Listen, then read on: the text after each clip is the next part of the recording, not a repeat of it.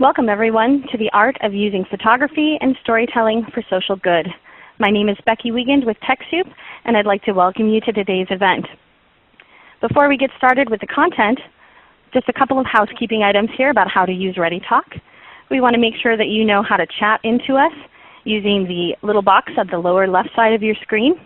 You can chat to us to let us know if you're having any technical issues or to ask questions throughout the duration of the webinar. And we'll be on the back end to capture those questions even if you don't get a response immediately. We do keep all of our lines muted so that our presenters come through loud and clear and that we capture a good recording for you to refer to later on. If you lose your internet connection, please reconnect using the link emailed to you this morning in a reminder or in a confirmation email you received when you originally registered. If you lose your phone connection, you can redial using the number that Ali is posting in the screen. That goes also if you have any audio issues with the live stream. You can use that as an alternative number to dial in to hear the audio from your phone or Skype.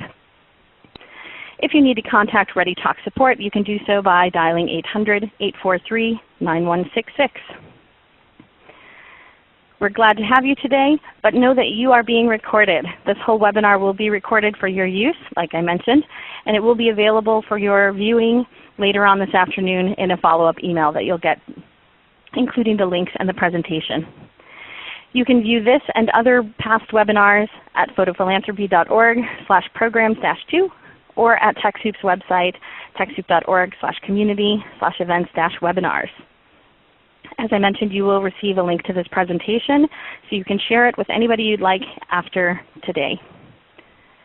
If you're tweeting this event, you can either use the hashtags @photophilan or #TechSoup. Again, my name is Becky Wiegand, and I'm an interactive events producer here at TechSoup. I've been here for about 5 years, working on small nonprofit issues of technology as a writer, blogger, editor, and now as the interactive events producer. You'll also hear the voice of Saeed Mirfattah from Photophilanthropy, and he'll be introducing himself in just a couple of minutes to help introduce the rest of our presentation panelists.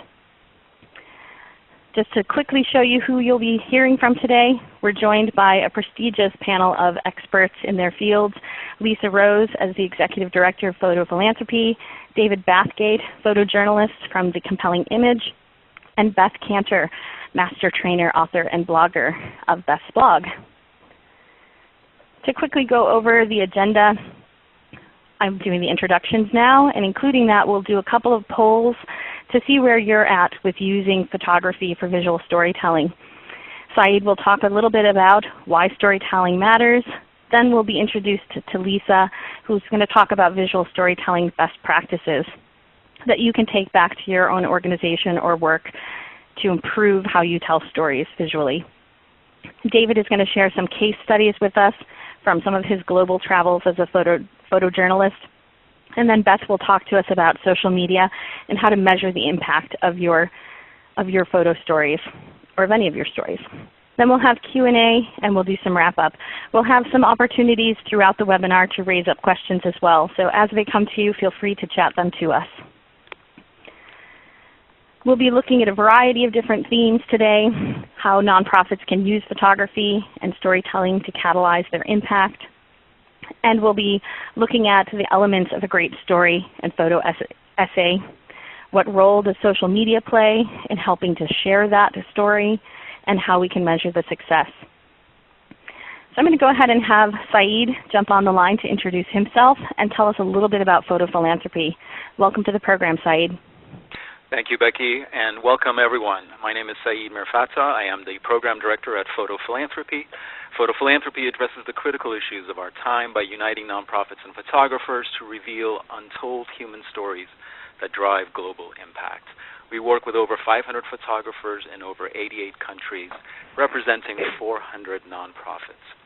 Our programs include Activist Awards, as well as a grants program, as well as an education program, as well as a corporate exhibition program.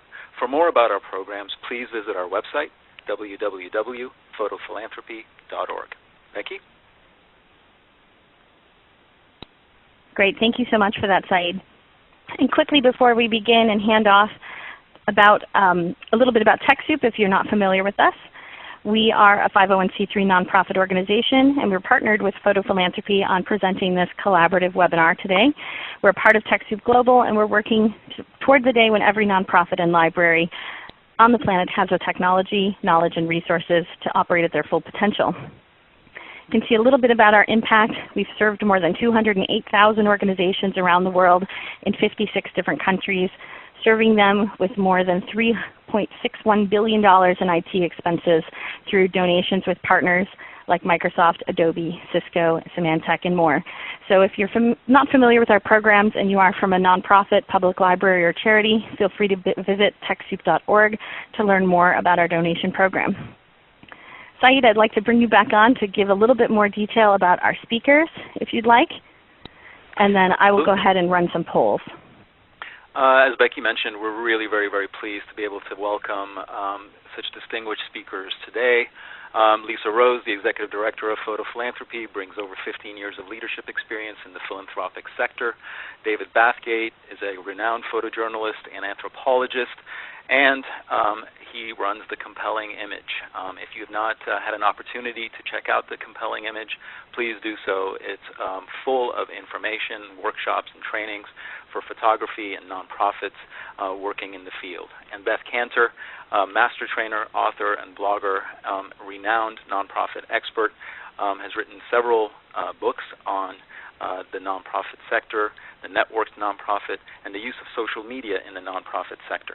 We're very pleased to be able to welcome these speakers today to help us think through how photography, storytelling, social media, and the nonprofit sector all work together at a very, very interesting and poignant intersection to bring about social change.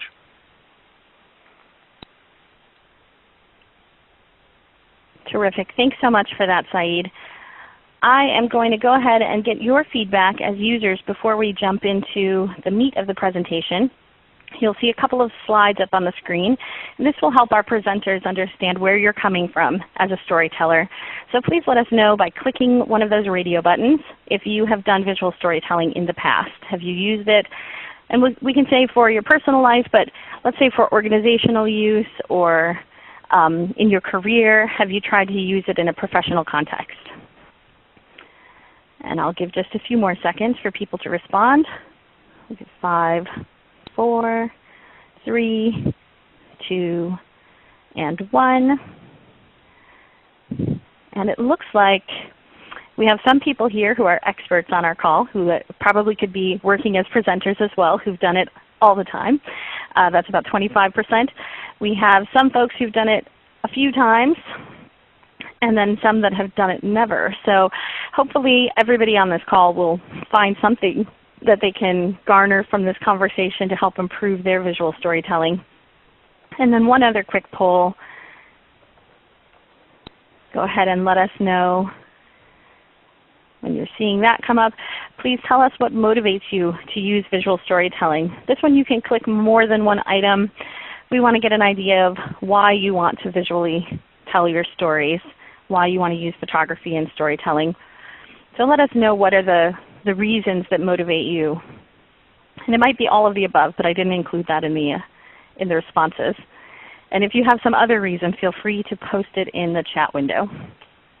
Again, this will help our presenters get an idea of who our audience is and where you're currently at with storytelling using photography and how you use it with social change and social good. So it looks like about 80% are looking to use it for advocacy and education purposes, and about 65% for social change. Those are the two standouts. And then growing supporters and engaging donors are the couple of other big ones. That's great. We have some people in the audience chiming in the chat window to recruit teachers, that you want to use it for personal transformation, cross-cultural, cross-language, cross-generational impact, increase program applicants, grow positiveness, all good things. So thank you for taking part in those polls. We also have somebody saying that it helps with rebranding. I'm sure that's also the case. That's great. So thanks for taking that poll. And I'm going to go ahead and hand back over to Saeed to introduce why we're talking about storytelling today before our first speaker starts. Thank you, Becky. So just really quickly, I wanted to ground everyone in the context of storytelling. Telling stories and creating images are deeply rooted cultural traditions in human society. They're a cornerstone of human existence dating back to when our ancestors carved images into cave walls. In fact, anthropologists say that 70% of what we learn is through stories. Storytelling is how we make sense and meaning of the world around us. And we really don't need to look any further than our own childhood for evidence. Children learn through stories. When we put children in circle time and we read stories to them, we're helping them make meaning and sense of the world. Now, fast forward to today's world of smartphones, mobile photography, YouTube, Instagram, Tumblr, and Facebook, and we find ourselves in a brave new world where the pixel real estate on the web is dominated by visuals. But what does this mean for us? And how is visual storytelling going to help us create social change? When and how are the best and most effective ways to connect and communicate with audiences? Those are some of the things we're going to begin to explore now. And without further ado, I'm going to hand it over to our first presenter, Lisa Rose, who will give a fuller introduction of herself and then talk to us about how best to create effective visual stories with photographers and nonprofits. Thank you, Saeed. I'm Lisa Rose, the Executive Director of Photophilanthropy. A bit more about me. I've worked in the philanthropic sector for nearly 16 years, during which time I've held roles in development, as a funder, as a board member, and now an ED. For me personally, I came to this work because I've always believed deeply in the possibility of a more equitable, sustainable, and compassionate world. And I'm really most interested in illuminating what unites us as human beings rather than what divides us. And in my many years in the social change space, I've seen the greatest change come when we are able to reach out and see the humanity in the other.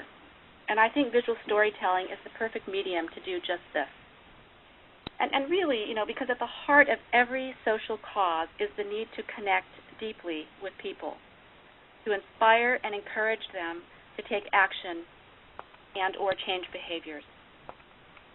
Visual stories have the power to transcend language and culture and connect us to one another and ultimately emphasize our common humanity. They enable us to see something outside of our own experience, and yet they show how we're all deeply connected. So they draw us in. And as storytellers, we invite the audience in and we take them on a journey. And this is an invitation into a relationship, one that gives voice to those who might otherwise be silent. And we will hear firsthand from our next presenter, David, how compelling stories are told. So in the meantime, though, I'd like to share with you how Photophilanthropy has recently been working on, what we've been recently working on to better understand visual storytelling and a framework that we've developed. Okay, so in January 2013, Photophilanthropy embarked upon a research project to better understand three questions.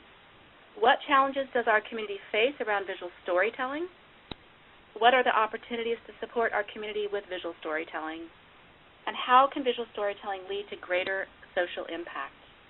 We interviewed many organizations and individuals, including nonprofits, professional photographers, funders, media outlets, and policymakers.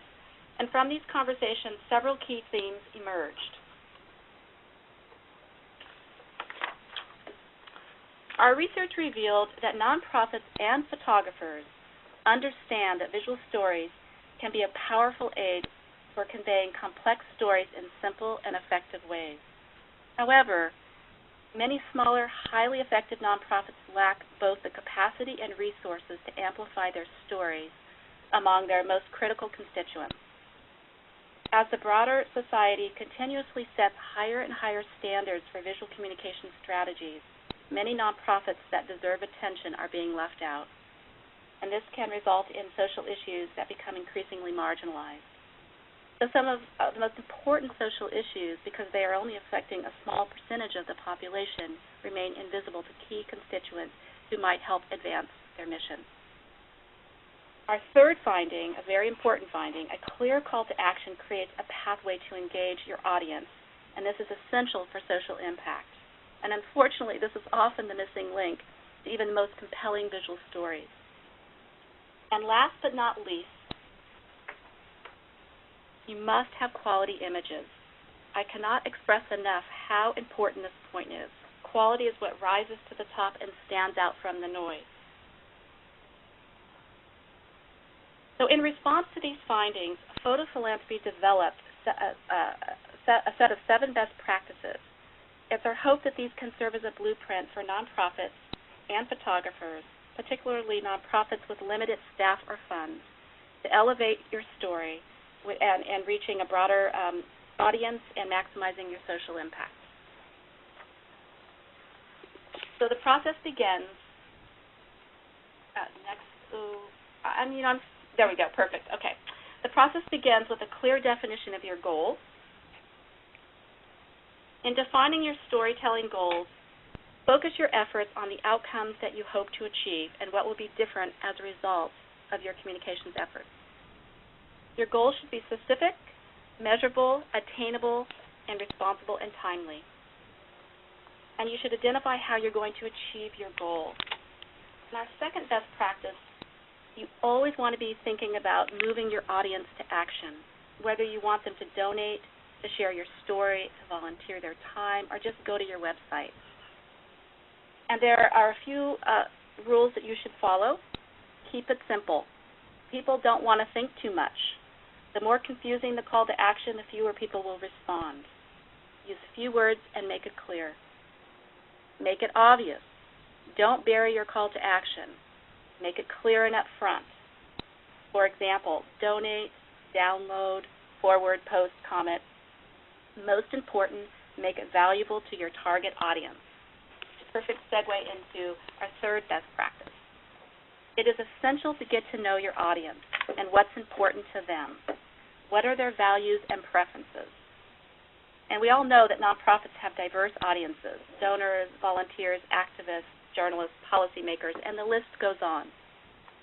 Audiences can be segmented into groups whose members are similar to each other and yet distinct from other groups.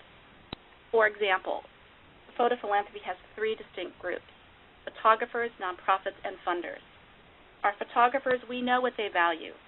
They want to turn their lens on social issues that have meaning to them, and they want to get paid for that work, and they want visibility for that work. Nonprofits want to advance their mission and mobilize their constituents to action. And funders often want to scale and deepen impact to their priority issues. So when we are tailoring messages to these different audiences, we're very aware of our aligned values, our shared values, and particularly what they care about. So it's important in messaging. Okay, so let me go ahead and speak to our fourth best practice, images. So the images you choose must be compositionally strong and artistic, but also informative and educational to provoke the interest of your audience. Photographs can have the power to elicit emotions and evoke empathy, letting us into one another's personal experience.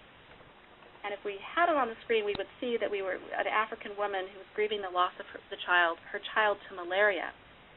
And in this image, we are really drawn into the beauty of this image because the photographer has captured something else much more elusive, an intimacy to the grief that transcends culture and evokes compassion that I spoke about earlier.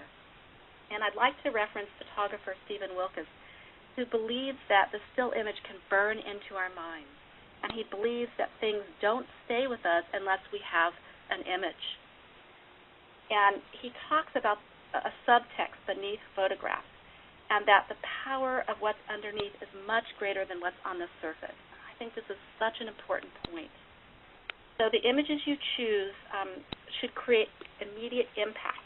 So editing is critical.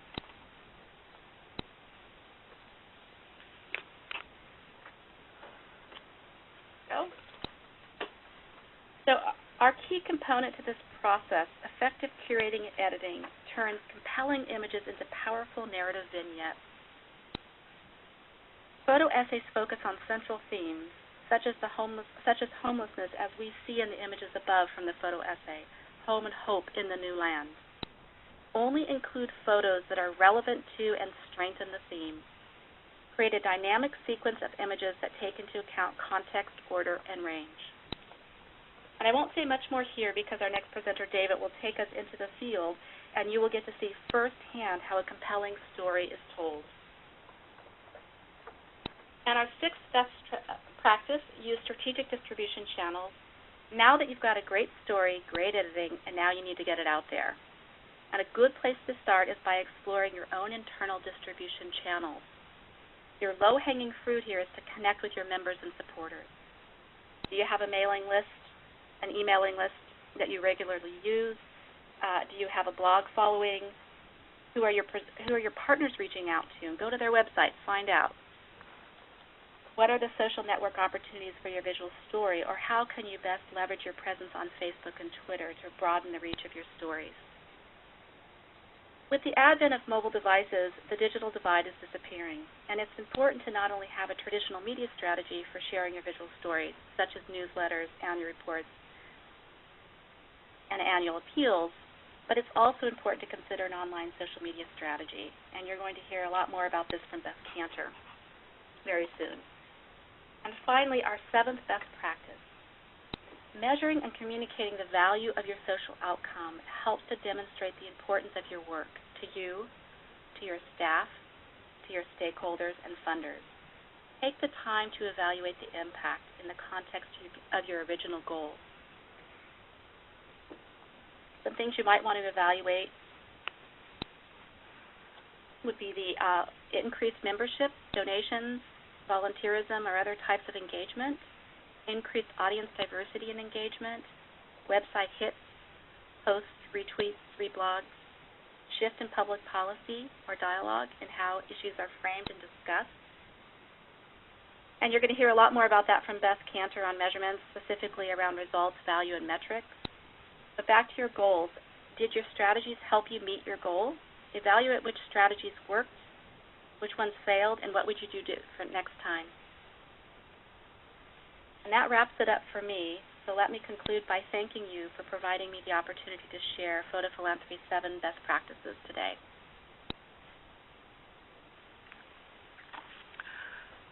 In order to say, Lisa, is this not correct, that what we're really saying here with these 7 best practices is that what you need is a strategic framework for your engagement with photographers, just as you would be doing in any kind of project management or strategic planning effort where you're sitting down with your planning partners or your collaborators and creating a framework for your engagement.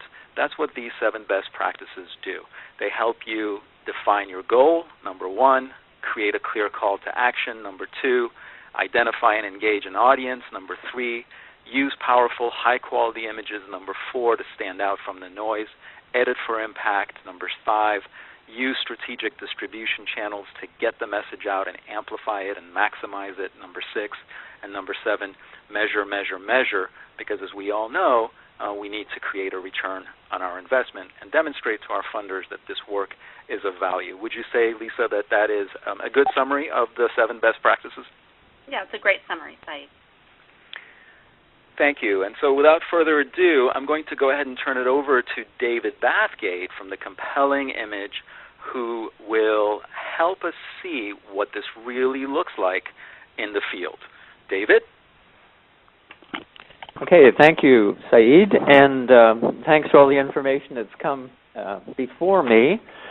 As I was introduced, I'm a photojournalist. I have a school called the Online School of Photography, The Compelling Image, and I'm also a contributor to Corbis Images. I've been a photographer for over 20 years, and a lot of that time has been spent working with nonprofit organizations or NGOs, basically in the developing world, or as it's sometimes referred to, the majority world, because that's how most of the world's occupants live, not like Westerners. So today I have 2 case studies I want to touch on and talk a little bit about the images that go into them.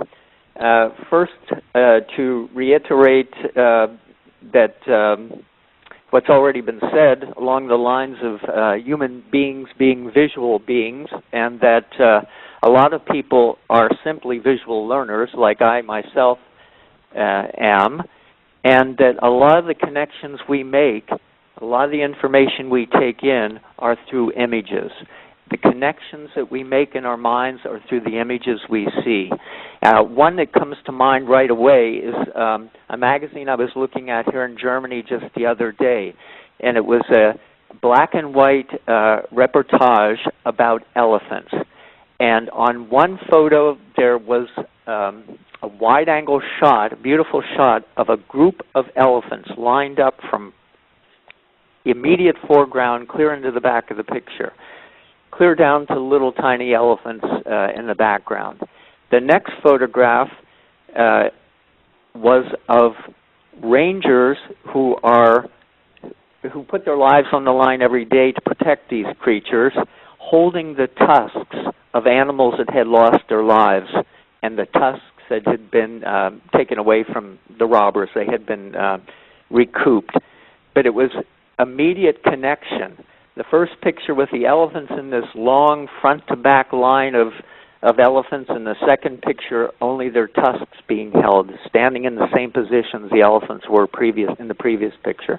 It was very dramatic. It was very visual. The connection was there immediately. That's what I try to do in my own work. So when I go into a situation with a nonprofit or whatever situation I'm in, I try to go right to the emotional heart of the situation. And working with nonprofits, it's basically going in on the ground with the workers who are doing the work, whether it be in Bangladesh, as I was with World Vision, or Doctors Without Borders, as it was in Kenya a couple years ago. Can we start my first slide? Let's see here. Going to the first case study, I'm going to talk a little bit and show some pictures about the Chittagong district of southeastern Bangladesh. And this is pretty timely in that the situation was very much in 1991 as it is today in the Philippines in the town of Tacloban. That is, a hurricane hit in 1991 in the southeast of Bangladesh, right on the sea level, and the winds were hitting, as you can see on your screen, 250 kilometers per hour sustained. They were experiencing 20-foot surges of water coming into their villages along the coast, and it was widespread damage, much like it is in the Philippines right now. The embankments were lost, villages were wiped out, farmers' fields were devastated, and when I was there in 2009, people were still struggling to recover. The situation is, in the southeast delta area of Bangladesh, the rivers of the Brahmaputra and tributaries of the Ganges wash down from the Himalaya mountains, down through the plains of India, and onward through Bangladesh down into the delta area of the Bay of Bengal in Bangladesh. And what is formed are very fertile islands of sediments mixed with sand. But these are very temporary settlement areas because the next storm can wash them away. So the people who live there are people who are basically landless and come into that area to plant crops, to raise goats, and they prosper quite well as long as things climate-wise go good. When the climate changes, as it is worldwide, oftentimes their livelihoods are devastated. And in 1991, that was the case. When I went in, what I found were people still struggling to maintain their agricultural fields. They had lost animals, they lost goats, and they were still trying to hold on to the ones they had. They're living on what are called chars, which are islands in the delta area, simply built of alluvial soils, and usually no more than a meter high. So you can imagine what's going to happen with climate change. The water level is going to come up, and people will not only lose their livelihoods, they may very well lose their lives as well. So that's the situation I went into with World Vision when I went in, and I tried to go right to the heart of the situation.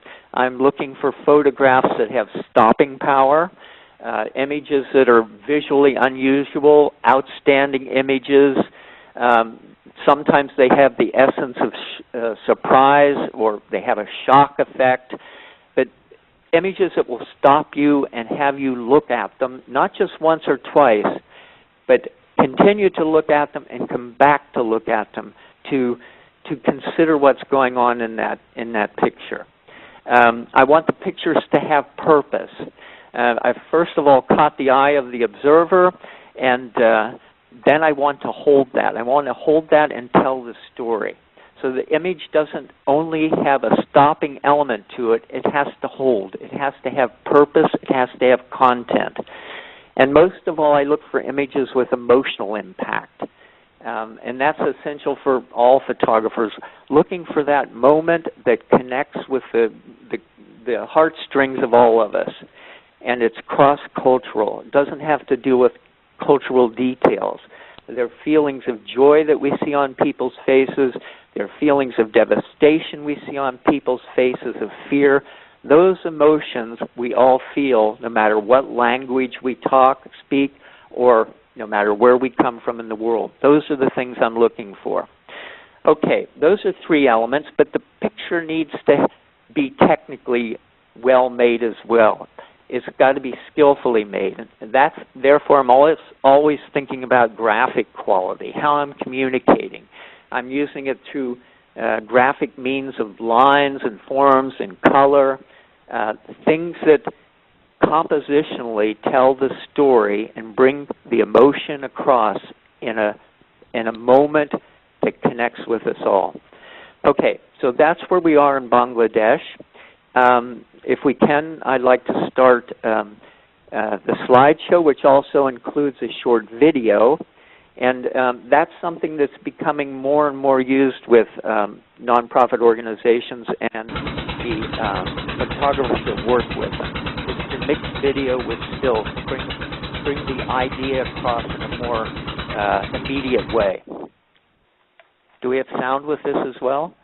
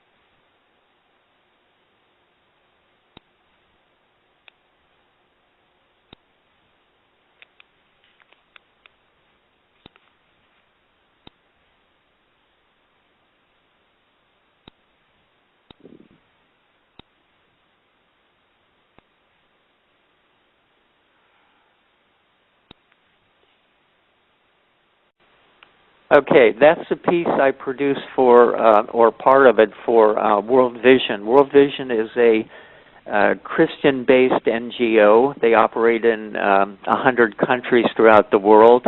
In Bangladesh, they are focusing their efforts on this Delta area in terms of raising the health quality for children and families. These chars, these ephemeral islands of silt and sand, are people who live there. They represent something like 1.5% of Bangladesh's total land area, but 5% of Bangladesh's population lives there. So they're a crucial feature of the demography of Bangladesh.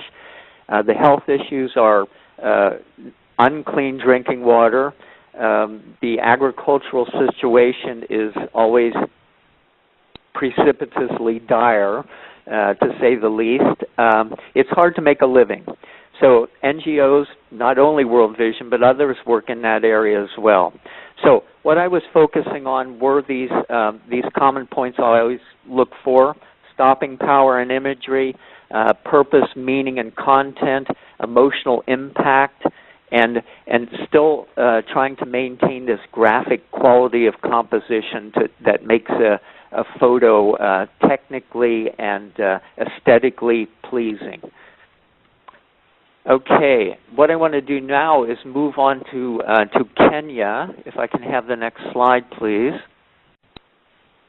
Okay, I was in 2011 in Kenya, first of all with the World Food Program, in an area where the country received too much rainfall far too early, and what it did was it devastated crops and left farmers without a harvest that year.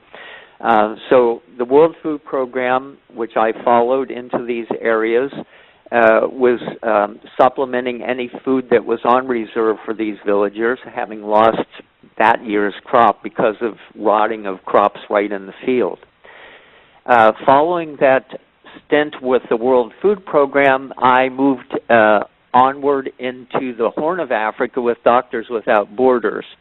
And we focused on the more remote villages, the tribal peoples, and the situation of extreme drought that not only affected the human beings, but affected the livestock. Many people lost their livelihoods. They're herders of cattle and goats. They're pastoralists.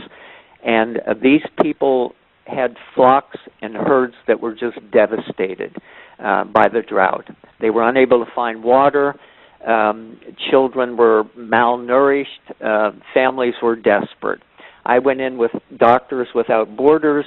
We didn't go to just the larger towns. We crossed the dry areas, the wadis and so forth, and got into where the people really needed the assistance. And again, it was right in the heart of the emotional situation, and my work was to focus on what Doctors Without Borders were trying to accomplish.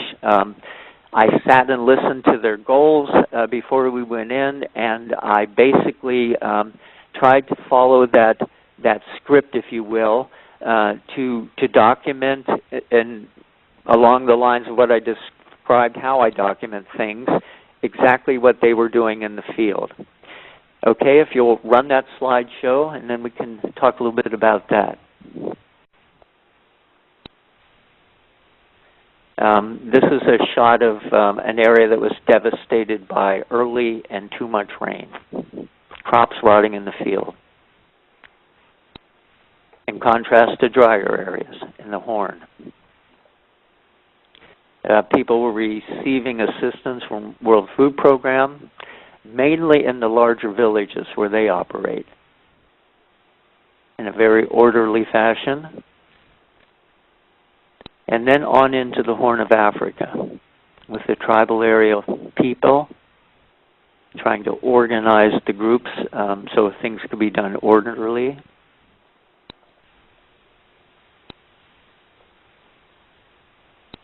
I'm trying to capture the the players, the actors in the situation as well as giving an overview of the situation.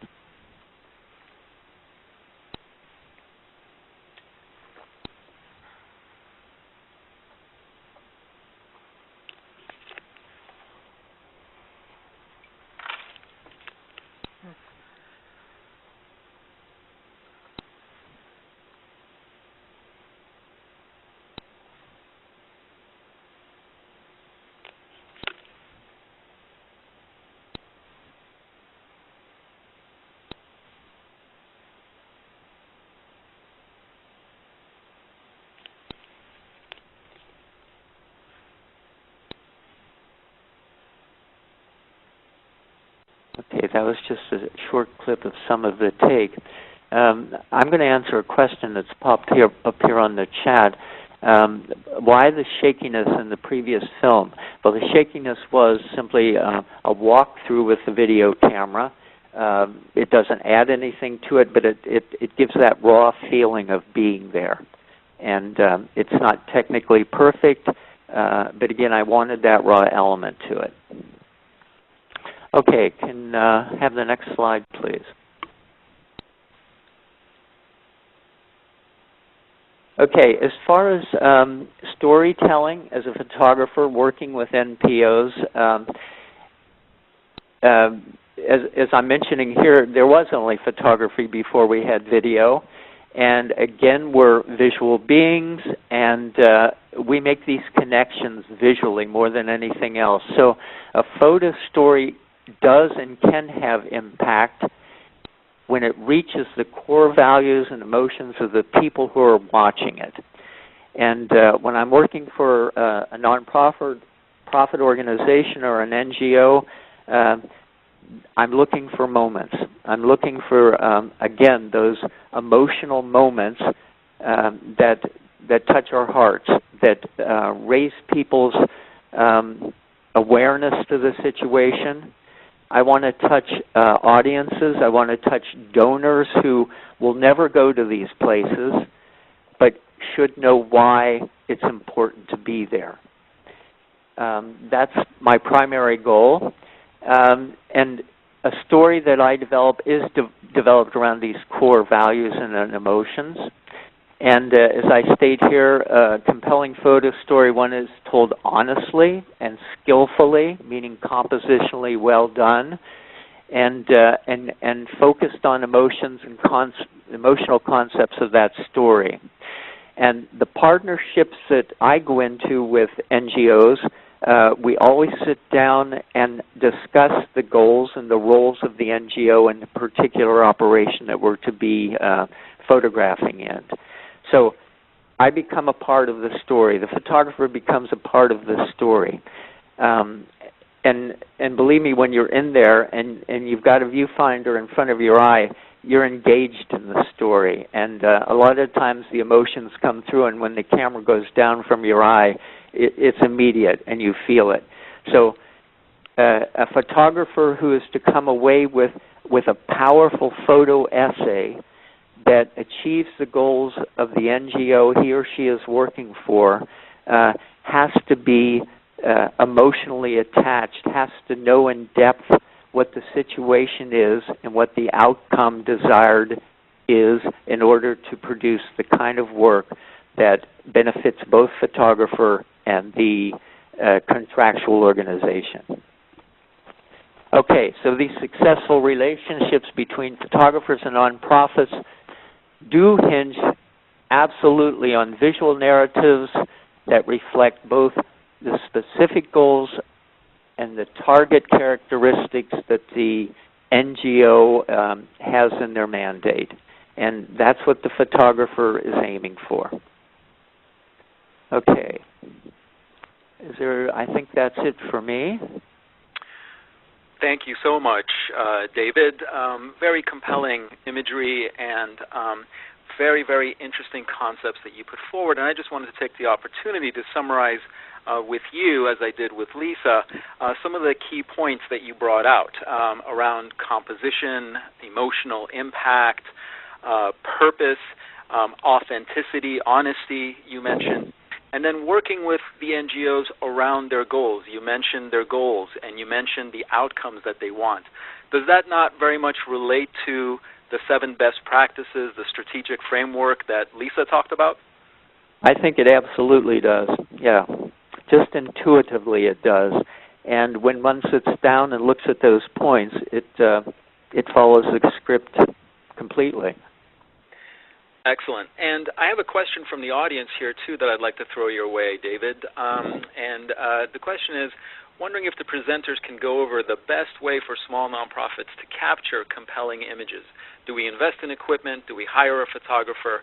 Or what?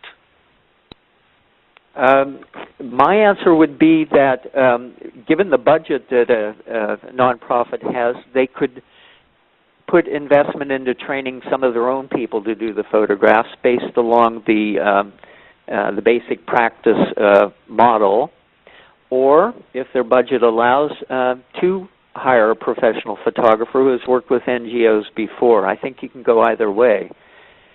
And as I say, the more you can engage your audience, the more the impact will be. And it may not just be with stills. It may be with stills and audio. It could be multimedia.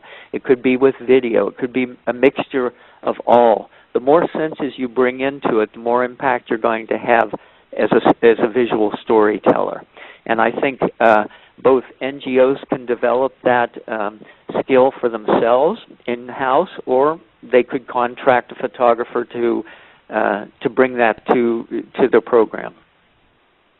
Excellent. Thank you, David. And you mentioned a couple of other themes that I'd like to be able to return back to if we have time in the Q&A period, especially around honesty and authenticity, especially in the digital age, as well as the sense of purpose. I think we all sort of understand what emotional impact might be and how we look at composition as photographers, but the sense of purpose and authenticity in the digital age is especially interesting. But let's see if we can find time to come back to those themes at the end of the webinar.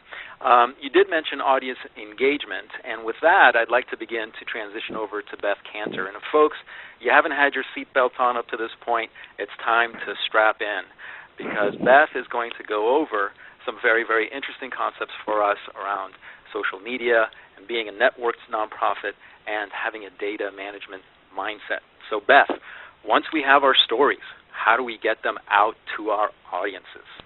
That's great. So let me start with a little story to illustrate some of my points. So that's a photo of me, and I'm in Cambodia, and it's 2007. And did you know that I was the first person to raise some money on Twitter because I had this relationship with some bloggers from Cambodia. They asked me to come over. Can you come to this conference? Can you do some training? But we don't have any money. So I got onto Twitter. I raised enough money to sponsor the conference and to go over there and teach this amazing masterclass, connect with this whole network. That was just amazing. But at the time, in 2007, the Internet was very unreliable, to say the least. There was some satellite connection for this particular conference, but in the afternoon, during the rainy season, the satellites would fill up with water and the Internet would go down. And so I had a chance to go back to Cambodia just about a year ago in 2012, just 5 years later, and it's dramatically changed. Those are a couple of the signs that you'd see all over. Everyone, at least in Phnom Penh, is on Facebook, Skype, Google Talk, and I was able to get a SIM card for my iPhone, and I was able to get 3G fast internet in the middle of nowhere, even faster than Silicon Valley. And, of course, the reason I was there is that it was sort of a homecoming trip for my kids, who are pictured there. They were adopted from Cambodia. And I wanted them to see some of the social change work that, I have been supporting and have done over the years, so they had a sense of giving back to their home country. So we got to meet one of the students that I sent to college with the royalties of my first book. That's Leng Saparoth. And what was really interesting when it changed is that they were able to actually meet her through Facebook before they actually met her face-to-face. And I connected with some of the bloggers there, and we were going to get on a taxi at that point and drive up to a place called Siem Reap and see Angkor Wat, see the antiquities of Cambodia. But in Cambodia, the driving standards are not like the United States. The roads are horrible. People drive like crazy drivers, and lots of accidents, a lot of fatalities. They don't even have a seatbelt law. So I got my colleague, Mankol, to write a note for me in Khmer, and that note translates to, "Dear taxi driver, my family and I are not in a hurry to get to Siem Reap. Please drive slowly. We want to live a long life."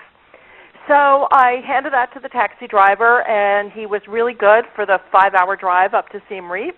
And we made it, and we climbed to the top of the, at Angkor Wat, one of the temples, and I got blessed by a monk for the way back because I knew we were going to have a different taxi driver. And this particular taxi driver, he didn't smile at me when I gave him the sign, and this was kind of like how the ride was, looking at oncoming traffic. And so I was huddled in the back. There were not seatbelts in the car, and I was, with my kids. And I was able to get 3G on my iPhone, so I posted this update onto Facebook that said, the other thing, too, is the cab driver was talking on a cell phone while driving like a crazy person. So I posted this update, and I asked my friends, I need a sign in Khmer that says, "Stop talking on your cell phone while you're driving." And within 2 seconds, one of my Cambodian friends wrote it out for me, posted it. I was able to tap the guy on the shoulder and show it to him. He put his cell phone away, and obviously we arrived safely. So what's going on here? I tell this little story to illustrate the impact of 3 digital revolutions that are happening. We now have more pervasive broadband access, particularly in the U.S., but also in other places of the world. In the U.S., I think it's 82% have access to broadband. So that's getting better. So we no longer have an internet where it's like watching paint to dry. We have social networks. 72% of adults are connected to a social network. And what this allows us to do is to connect with other people who we know, who care about what we care about, and people that we might not even know in a distant part of the world. And thirdly, we have the mobile revolution. 89% of American adults have access and use mobile phones, and I know it's higher outside of the U.S. So this has been creating a digital revolution. And let me tell you a story about that. There was a cat, and I don't have the slide in here, a cat named Sir Stuffington. And if you were to see the photo in the missing slide, you would notice that the cat was this adorable kitty, but it was kind of sick. It had a little eye patch over its eye. It was scratched out by a raccoon. And a volunteer for the shelter dubbed him Sir Stuffington. He was the cutest pirate cat you've ever seen, and started a Facebook page to get him adopted along with his siblings. And the page went viral. People love cats, love to share pictures of cute cats, but more importantly, this volunteer who worked for a local animal shelter wanted to spread the word about the opportunities to volunteer, to donate, and to adopt animals. And not only did the Facebook page garner something like 50,000 fans in just a couple of days, but it also garnered mainstream media attention, and the animal shelter, it wasn't under their branded Facebook page. It was just one of their volunteers. In my first book, I called this a free agent who was there to help. So people are out there on networks who care about your cause, and if they're attracted by a compelling story, you can bring them into your movement or your network and set them loose to help with you. So over the years, as I've been teaching capacity building to nonprofits, and literally I've worked on every continent of the world with different types of NGOs, small, large, medium-sized, one of the things that I've learned is that change can be hard, and it's best that it happens in slow, incremental steps. So I developed this sort of maturity, a practice model that was inspired by this Martin Luther King quote, that if you can't fly, then run. If you can't run, then walk. If you can't walk, then crawl. But whatever you do, you have to keep moving forward. So the practice model takes a look at what nonprofits need at various stages of maturity in their practice. So we might have, at the crawling stage, you might have the need for a more formalized communications strategy with goals and a way to engage people, or there may be some culture change. At the walking stage, you're starting to link your social to results and your networks, and you're piloting. You're focusing on one campaign or one channel and the use of storytelling, and you're building your incremental capacity. Kind of getting between walk and run, now that's a capacity investment issue, and organizations that get there start to allocate more than 20 hours of organizational time to social. And that means having more people have accounts, enlisting the use of volunteers, and also some dedicated staff time. In addition to that, having a formal ladder of engagement, a sort of theory of how do you get people from knowing about you to being captured by that emotional moment to, pulling out their wallets to write you a check, or at another level being an evangelist and sharing your content, sharing the word about you with others. Also at the running stage, they have a method for piloting best practices, and there's some measurement and learning and all. When we get up to the flying stage, we have network building. We have many champions, like the champion for the animal shelter who got Sir Stuffington his home and medical care. You have multi-channel strategies and tactics, not only compelling stories and photos, but text. And not only distributed on social, but through other channels as well, and that you have a process, whether it's a one-person show or it's a whole team, you have a process for reflection and continuous improvement, understanding through measurement what worked, what didn't work, and how can you get better impact. So with that, let's just do a quick poll. I want to get a sense of where people think they are. Are you at the crawl, walk, run, or fly stage? And by the way, I just sent a link out to a description of this, and it also gives you resources on what is the next incremental step that you should take. So I'm going to give just a few more seconds for this. Here we go. Okay, one thing I want to say, if you're at the crawling and walking stage, that's okay. That's great. You have a place to start. I think where we get into trouble is we think that we're going to go from crawling to flying, and we scatter our attention, we scatter our most valuable resource, our time and our capacity, and we're not getting as much impact. So my advice is don't try to go too fast. Take small incremental steps on places that you can improve your practice. I've also shared a link to the actual assessment document, and this is just an example of someone taking this sort of test, if you will, because it describes 15 different organizational practices and the different levels of maturity, and they assessed where they are, and they put some goals on where they want to be, and they've actually kind of graded it by this is low-hanging fruit, the greens, this is easy for us to do, yellow is it's a moderate amount of effort, and red it takes a lot of change. So they can look at this and not try to do all of this in a week, but maybe have a more strategic plan laid out with incremental changes. So so somebody just asked me what I meant by multi-channel engagement, and I want to say multi-channel meaning not just social media, but it's email, it's your website, it's mainstream media, it's all the ways that you communicate with your audiences. So being effective in social media is not just about social media. So I'm just going to talk about 3 different areas, and I must admit they're not as fun as David's or compelling. These are more kind of broccoli categories of social media practice. I'm going to talk a little bit about culture, capacity, and measurement in the next few minutes. So, and I'm going to go fast.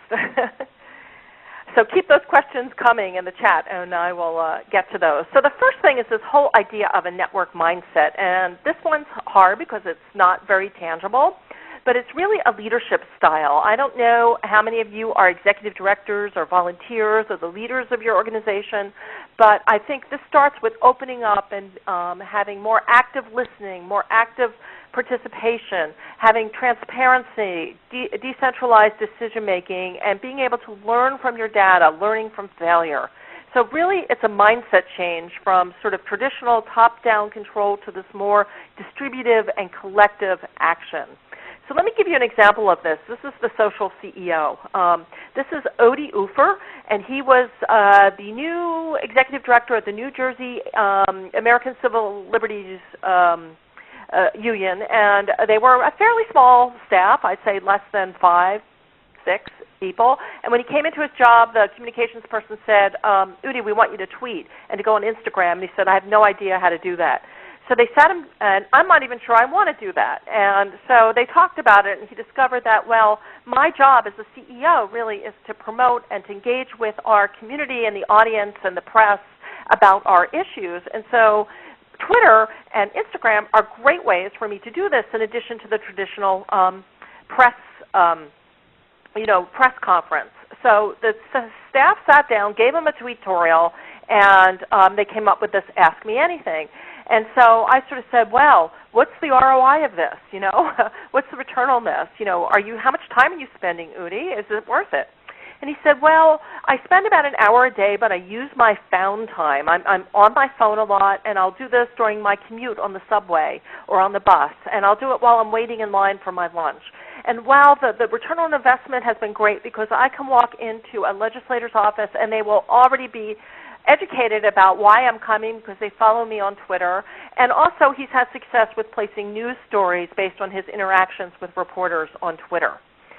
So in thinking about this from an organizational perspective, you will have your branded Twitter account, but you may also have the leader and other staff members with an account. So here's an example from a theater company, the Goodman Theater, of the branded account and then their artistic director. And if you look closely at their tweets, they're saying a lot of the same things, but the voice is different. So you'll see that the artistic director is talking about the artwork, but in a very personal way, while the Goodman Theater may be pointing people and urging people to buy tickets. So why even bother to do this? Well, if you do an analysis of who they're reaching different networks. So that this is a thing called Twiangulate, which will help you analyze your network and who you're reaching. And so you can compare different accounts. You can compare your brand with your leaders' accounts, or you can compare other similar types of nonprofits. And what it's showing here is that there's some overlap, but there's also that they're connecting with different influencers. So, but really what you want to be having is you want to have everyone on staff playing a role with social media and having a social presence. It's not just for the branded account. It humanizes it more.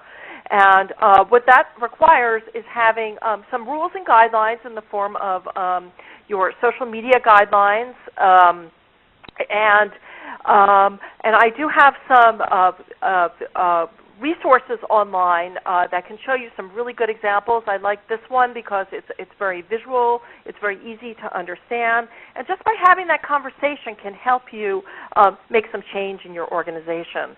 So I want to here talk briefly about this whole concept of being data informed. I'm really excited about it because I think it's not just about measurement, it's not just about data, it's really having a whole culture in yourself, if you're a one-person show, or your organization, that you bring your wisdom to the data. And I imagine, I was thinking about that emotional moment capture that David was talking about, that if you also measure that, how well it resonated, it would give you so many insights about, when you're ready to capture and share visual content through your networks.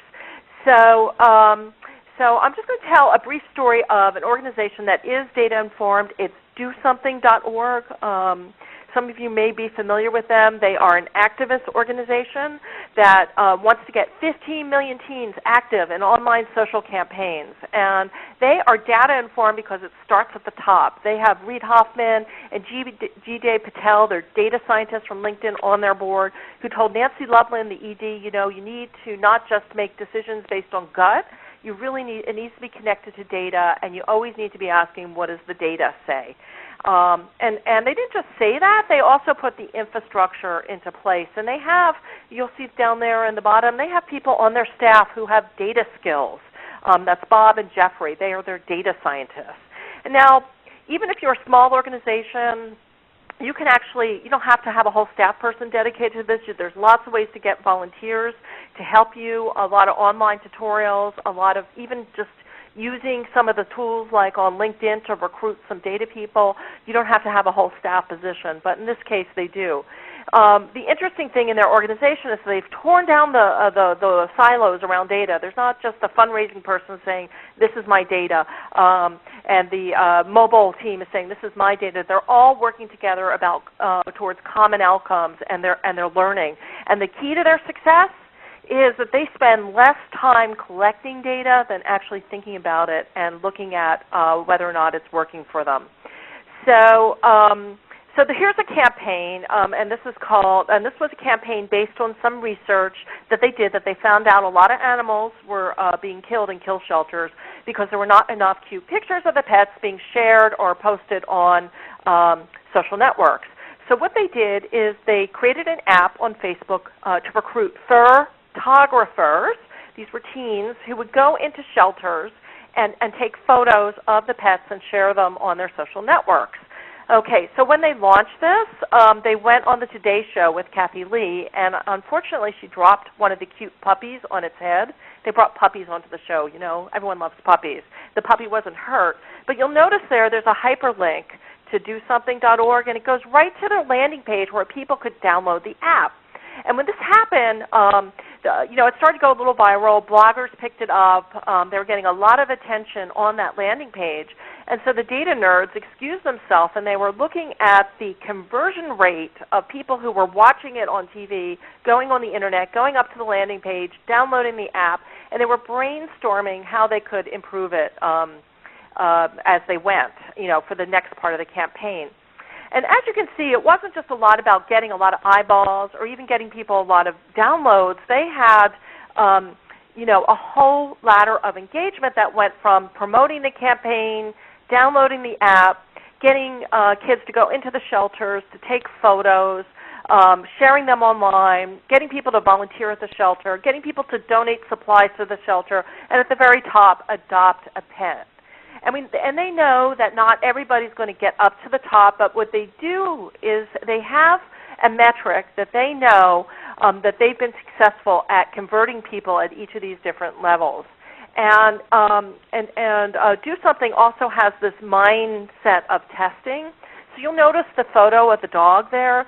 They tested different landing pages for the dog, where the dog was looking right at you compared to looking to the side, different breeds of dogs, and they figured out what was the optimal visual that is going to kind of elicit that moment of emotion that's going to get people to sign up and download that app. So in closing, I just wanted to just cover a few tips very quickly about becoming data informed. So how do I do this? I'm a one-person or I'm a two-person, I'm a small nonprofit.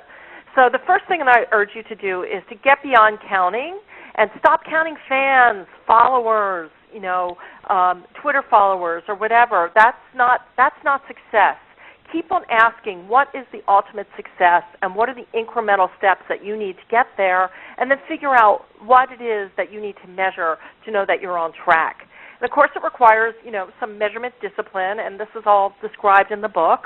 There's different ways that you can apply this discipline. Having a goal, knowing your audience, figuring out the cost, having a benchmark, comparing to others. Your key, there's some dogs. Your key metric, having a data tool, and gleaning insights from this, and rinsing and repeating. And this doesn't have to happen on every single thing you do. You start with small pilots to make it happen. So the most important step is maybe sitting in a room with your team and figuring out, what is the most important outcome for your project? Why are you using these photos? Why are you telling this story? What is it that you want to happen? And then how will you know you're successful? how will you know? I call it the kicking butt indicator. The other thing is, up your skills in using Excel. Look, I am not an Excel person. 2 years ago, you couldn't get me to touch Excel. I was allergic to it. I'm more of an artist. I'm a right-brain person. But you know what? I realized, it's not so bad. I love Excel. And I found all these amazing free tutorials, and I got someone to help me. I got a coach, and now I can actually find ways to visualize the information in Excel, and it's amazing. I'm learning how to tell stories with Excel. And finally, I think I want to say that, when you're doing social media or when you're doing anything, even if you're doing photos, when you're just starting out with everything, it's not going to be perfect the first time around, and that's why it's really important to have reflection and improvement processes. So Moms Rising, which is an activist organization, they have this thing called Joyful Funerals. And if something's not working, they're not afraid to say, okay, let's bury it. Let's give it a funeral. It's not working. And then they discuss why it's not working. And that takes the stigma out of it not working, and it's no one's fault. And they do this by dedicating 15 minutes a week at their staff meeting to Metric Mondays, where they actually talk about how are we doing against our key goals. And what is the data telling us, and how do we improve? So in summary, I would tell you that, for social media, there's different stages of maturity, and it requires different incremental steps to improve your practice. Go slowly. This is the slow social media movement. We're not here to go fast. I'd rather you do less and do it well than try to cover the world. Measurement's a discipline, but don't have it come at the expense of being networked. So you're balancing this kind of serendipity with strategy and relationship building and your return on investment. Always link your social media to outcomes, and that may require, if you're a larger organization, to silo bust. But if you do it, you'll be more effective. Up your data literacy. I know I would never think 2 years ago that I would be saying how much I enjoy Excel. Give it a try. It can be fun. And please, go beyond counting your data and learn from it. Thank you so much, Beth. Obviously a lot to cover there, and you can always use Beth's blog as well as her books that she's authored for more information on the wealth of information that Beth just shared with us. But once again, Beth, I heard, as I did in David's presentation, the importance of having that strategic framework, going back to the visual storytelling best practices that we talked about earlier in Lisa's presentation, of having a framework that helps you outline your goals and helps you get to the measurements of those results. Would you say that's correct, Beth? Yes, it sure is. Can't just all of a sudden say we're going to measure and run out and collect metrics without relating it back to a goal. I think that's a big mistake I see a lot of people do, and I did it myself until I learned better. Excellent. Well, we're moving towards the Q&A portion of our webinar, and there are lots of wonderful questions that have come forward. But just to wrap up, during the session today, we talked about storytelling. We established that context. Lisa Rose covered the visual storytelling best practices, which is a strategic framework for photographers and nonprofits to engage with each other. David helped us look at some case studies where successful partnerships hinge on strategic approaches and connecting with your audience. And of course, Beth just shared with us the whole concept of having a data mindset, adopting a data mindset, and using social media to your strategic advantage. So without further ado, let's go ahead and take a few questions from the audience, and there are many good ones. And I'm just going to throw these out to anyone in the panel that would like to tackle any one of these questions. But certainly when we think about mindset, one of the questions that comes forward is, what are the best strategies to build a storytelling culture within a nonprofit? Panel? Well, this is Beth, and I would put it back again to a lot of it rests with leadership, because leaders have to model the behavior they want to see within their organizations or people within the organization who have influence on others. And so if I wanted to start a storytelling culture in my organization, not being half, not even a teensy little bit of the photographer that David is, or probably many of you on the call, what I would do is actually encourage storytelling at meetings.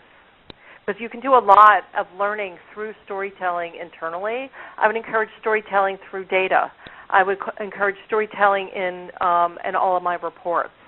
So it's getting leaders to model the behavior they want to see. It's also maybe sharing stories and looking at other similar organizations and how they do it, and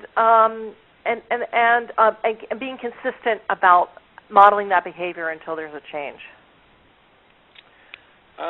Some questions, and we get this kind of question a lot. How does one protect their images on social media? Have any of the panelists come across this particular issue, and what advice would you have?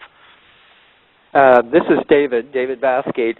One thing that the digital era allows us to do is digitally tag photographs, and that's what I do with mine. There's a digital copyright on each photograph. And with particular software, you can actually track where that photograph has gone if you need to. But that said, things that are put onto Facebook and so forth have such low resolution that they're really unusable in any other context. So I don't worry too much about photographs that are put into social media contexts like Facebook and so forth. You know, I go the other way, and I guess this might be a photographer asking about it, because I know, there is, like, if you do photographs and that's how you make your money, I guess there would be a concern. From an organizational perspective, if I know a lot of organizations want to encourage their supporters to share their photos, and so may use something called an image overlay, where they are sharing some of their organization's photographs, but there may be a text slogan on it and a call to action or a URL on it. And I also know that some photographers have embraced Creative Commons licensing and actually don't share their best works maybe or their most valuable works, but share some of their seconds through Creative Commons licensing, which also can requires people to give you attribution, but allows them to use the image at no cost. That's an excellent idea. Yeah. Thank you, Beth. Beth, this is another question that I think is perhaps a follow-up to the mindset question. The question is, how do you work with a leader who says that our work tells our story and that communication strategy isn't necessary?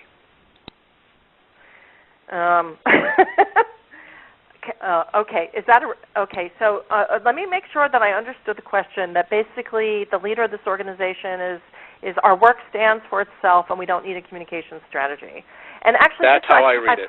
Okay, and I've heard this a lot. And actually, at one point, there's a part of me inside my own heart that feels that feels this too. It's like, if I do good work, I don't have to go out and talk about it because, that's self-promotion, and that's just, I'd rather do the work, But on the other hand, we live in a very media-cluttered, information overload society, particularly here in the U.S., and I really think that if you have a clear communication strategy, your good work, it'll take your good work further because you can cut through the clutter. Excellent. David, another copyright question. What are copyright restrictions or personal rights when we take a picture of someone on the street? Can we use those images, or do we have to have them sign a release? Any person that's photographed in a public place doesn't require release. Any photographs taken of people in a private situation, like a mall, for example, or a museum or so, you need permission first of all from that organization or that mall, and then you would probably need, as a model release, a photograph or a signed release from the person you photographed. But in public places, meaning out on the street, no, there's no model release required. Excellent.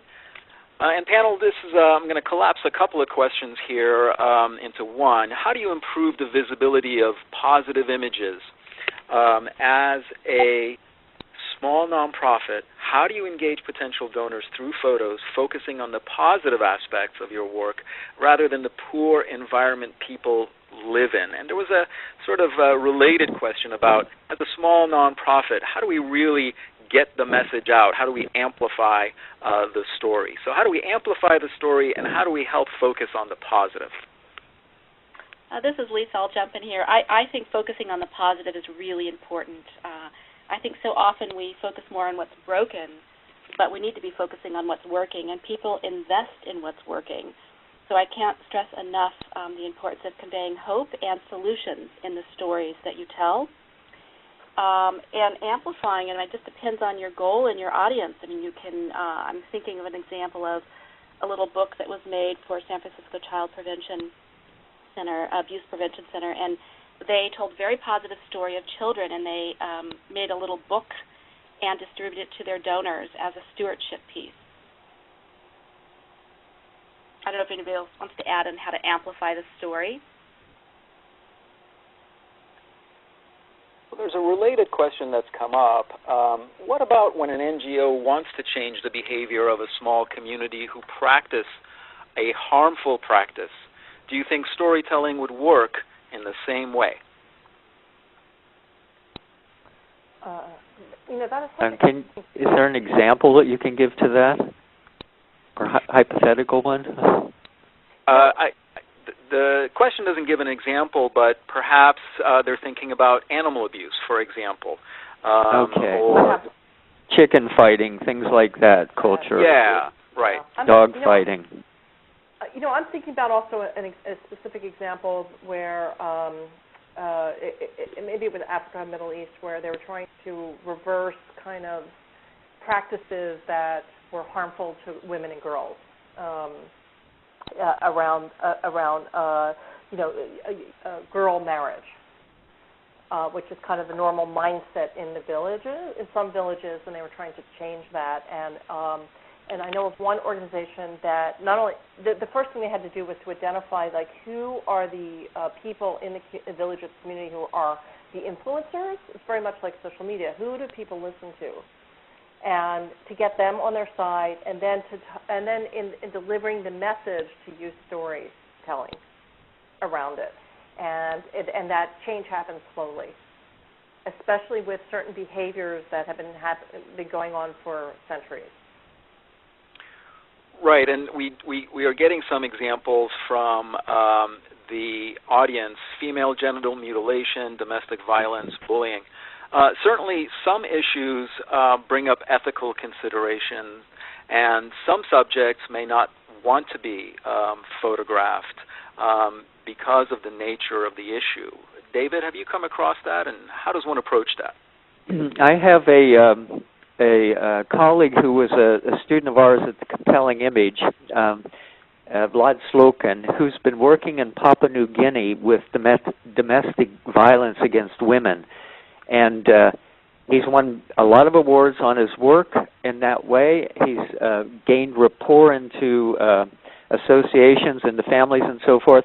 And he's actually got UNICEF involved to the point where they brought about a publicity campaign against this. So it's brought domestic violence in Papua New Guinea to the forefront, not just nationally but internationally. So, I think there is a change that can be made through storytelling, and that's one example of it I know of personally. Great, and I'm going to take one or two more questions before we wind it down. Again, a question to the whole panel: what are the techniques to developing a photo story? Storyboarding, aligning to nonprofit, photo essays. What is the exact number of images in a photo essay? How do we go about setting this up from scratch? Okay, well, I'll say a few things about that. Based on my own clients these days, photo stories range from 8 to 15 photographs. And they are constructed in a narrative fashion where you grab the attention of the viewer with the first photograph. You move them through the story, and the final photograph is one that that really stops them. It brings the story back into their minds and gives them something to think about. It leaves them with a message. And that's basically how I develop my photo stories these days. And there are around 8 to 15 photographs, and that's basically what most venues will entertain. Thank you, David. And with that, I'm going to go ahead and wrap it up with a big, huge thank you to Lisa Rose from Photophilanthropy, one of our presenters today. Obviously, Becky and Ali from TechSoup, who are a tremendous support and help to us today for pulling off this webinar. Beth Cantor and David Bathgate, we can't thank you enough for your expertise in your own respective fields and what you have brought to the table for us today. Thank you all very much for a very informative webinar. Becky, I'm going to turn it over to you for last-minute closing out. Thanks so much, Saeed, and thanks to all of our presenters again. We have a few additional resources here that you can go to find answers to some of your questions that we may not have had time to get to. You'll receive the follow-up email later today with the correct slide deck and links to this recording so you can view it at your convenience. And in case you missed anything, you can watch it over again and share it with your friends. Feel free to visit us at the TechSoup forums. If you have any other questions that didn't get answered, we have experts there that can help answer them for you. And I'd lastly like to thank not only the co-presenters, but I'd like to thank ReadyTalk for donating the use of their platform for us to present these webinars to you on a regular basis. We hope that you'll join us again soon. So thank you all and have a terrific afternoon.